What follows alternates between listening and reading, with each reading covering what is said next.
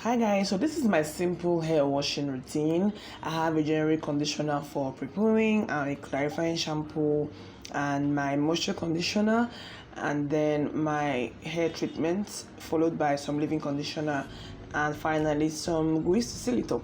So first I have detangled my hair. I make sure I comb it thoroughly with a very white tooth comb.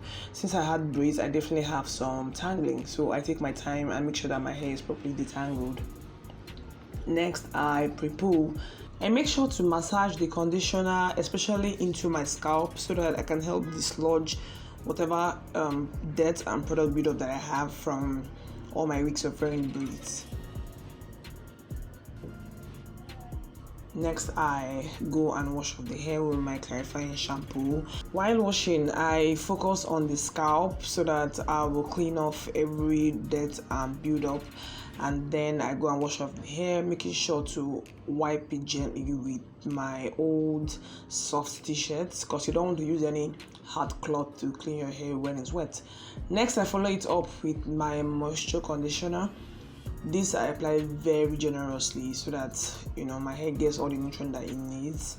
Again, after you braid your hair is not as strong, so doing something like this helps build back strength.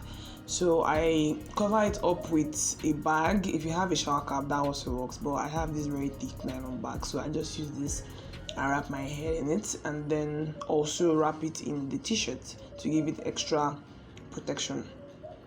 I then carry this for 45 minutes to 1 hour, wash it off, and then follow it with this cream treatment. I'm going to give you a full review of this product at a later video because it's such a great product, you guys.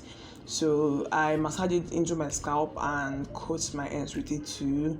It's like a leave-in treatment, so it kind of gives you extra hydration, and it's a leave-in product, so that's great.